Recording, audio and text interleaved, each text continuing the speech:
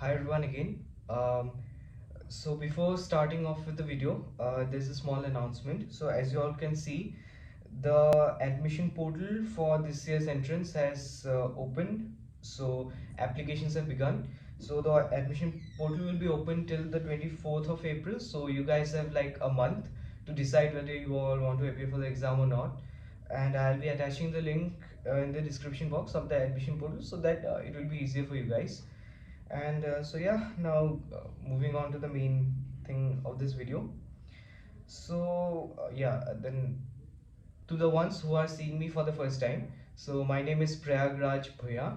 Currently I'm pursuing my masters in development studies in the Department of Humanities and Social Sciences, Indian Institute of Technology, Guwahati.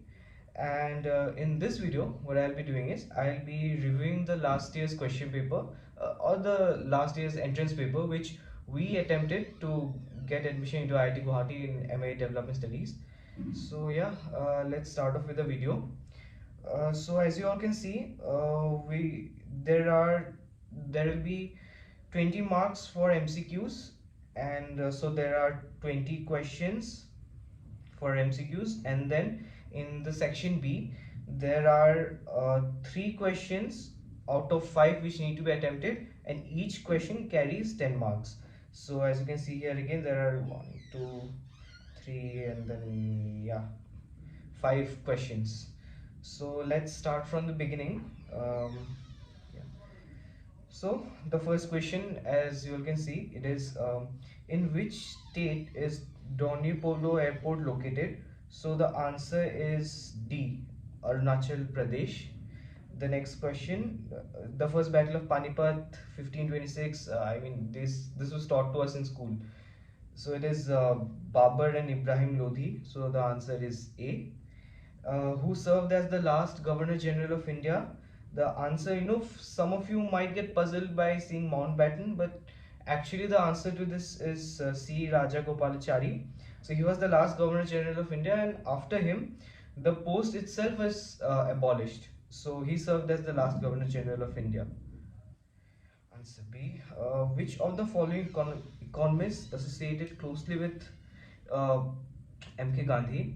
So I didn't knew the answer to this question then, and I didn't knew the answer. I don't know the answer to this question even now. So the thing is, there will be few questions which you guys won't know, and it's completely fine. You are not expected to like know each and everything because the syllabus itself it's not demarcated well.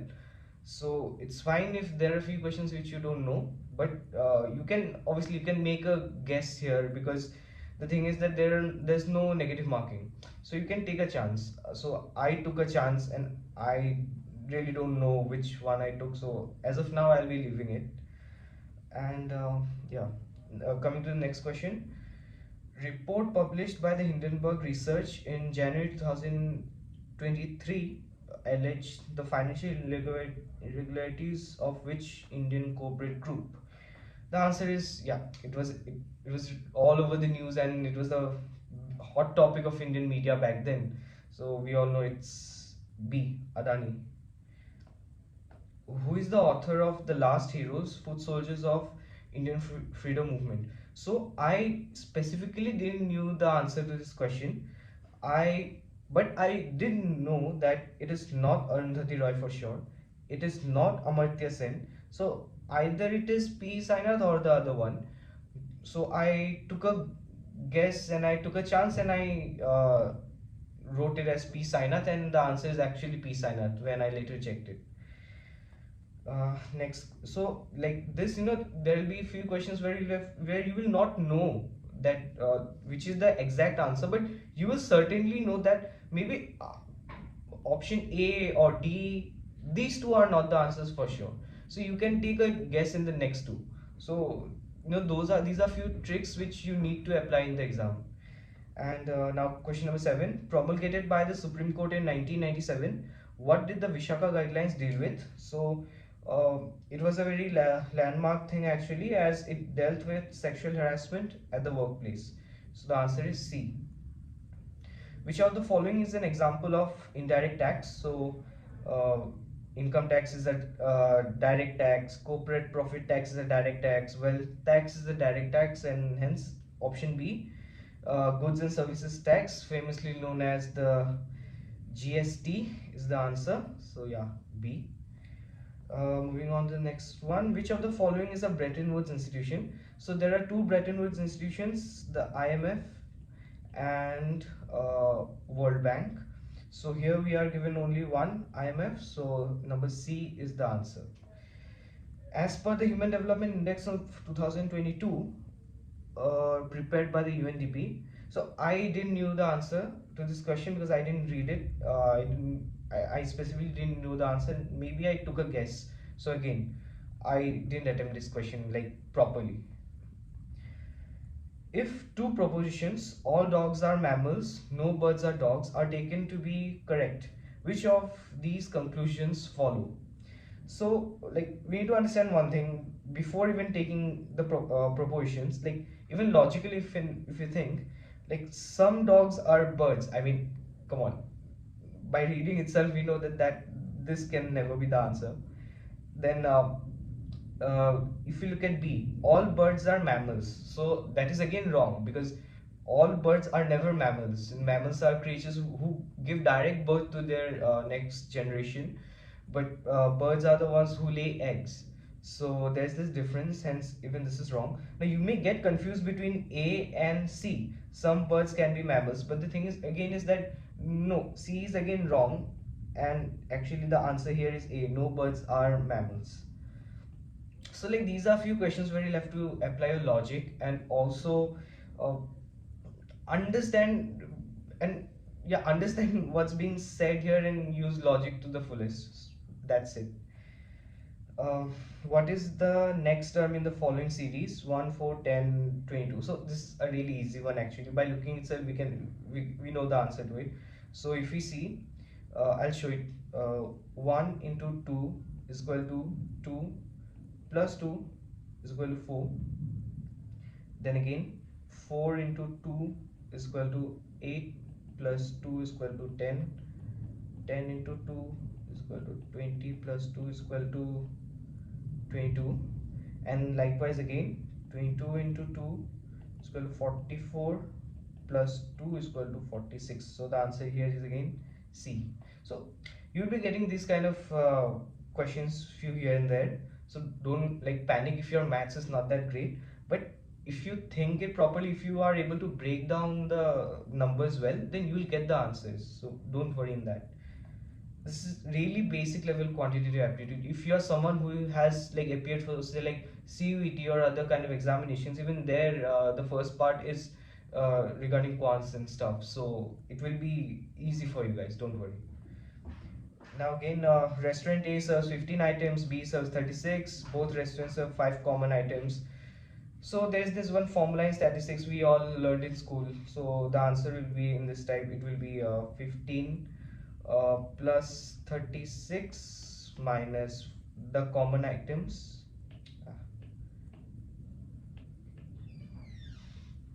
Minus the common items. So answer will be 51 minus 5, 46. Again C.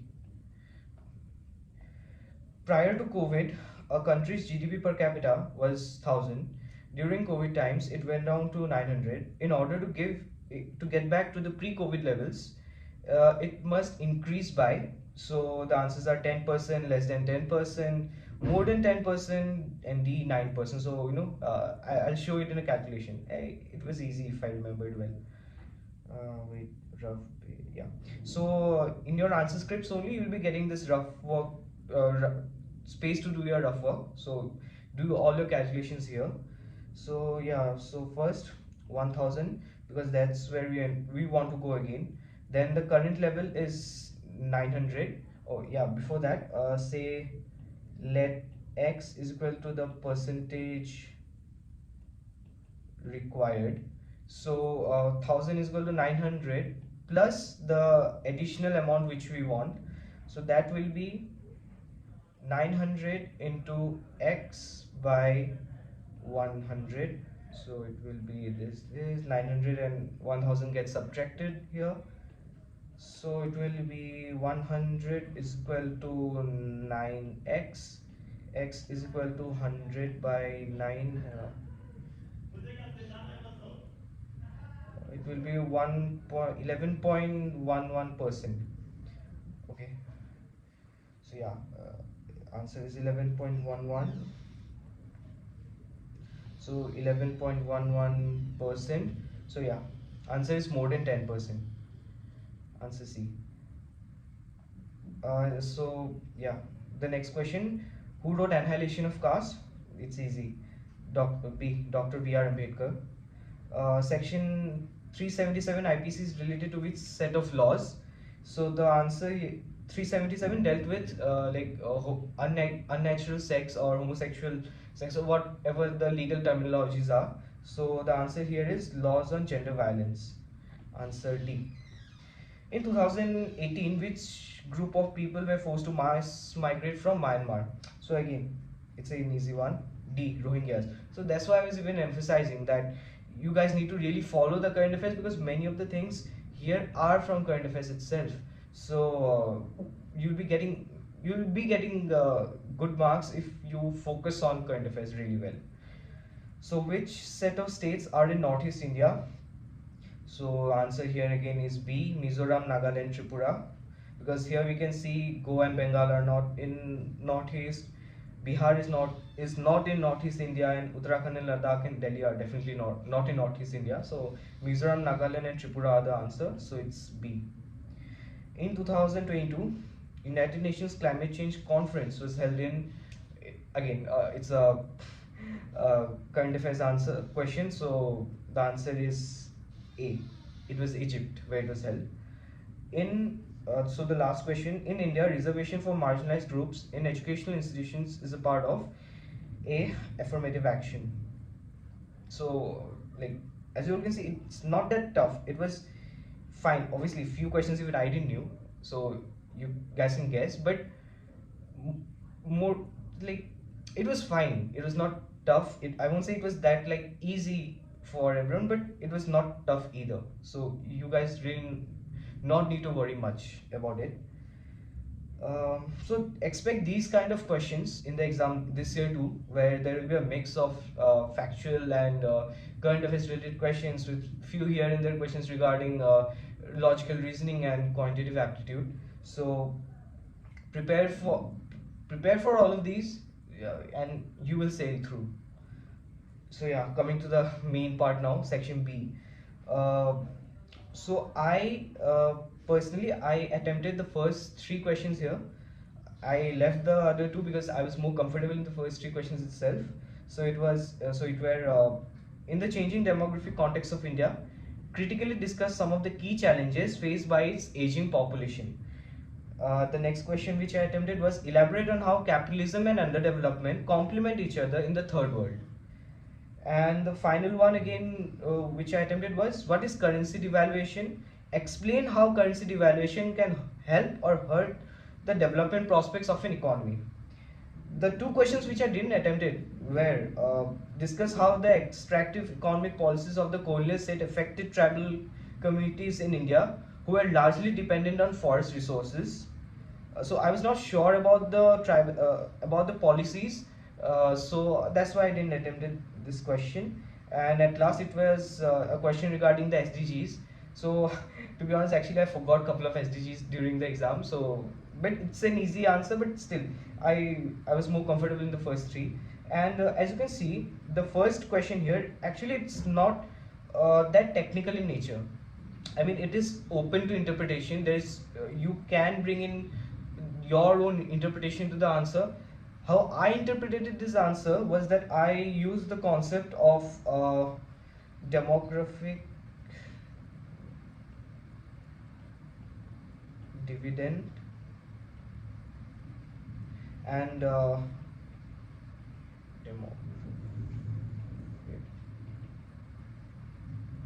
and demographic disaster. So basically, demographic dividend is a concept where basically where a country has a decent amount of decent population in the working age. Hence, they can reap benefits because more population can work, and that would mean more income for the country. demographic disaster is when that very population which was in the working age becomes old now, and hence now they are a dependent population on the now working age population. So this is a concept which I used, and then I again substantiated it with say a few government schemes which the current government is using for the betterment or for the health and welfare of the elderly population. So yeah, this is how I interpret it, and most importantly, you'll be getting only 2 pages for your answer. Like in the basically in the UPSC format, how it happens, where you get 2 pages to write one answer, and you'll have to fit that answer in those very 2 pages itself.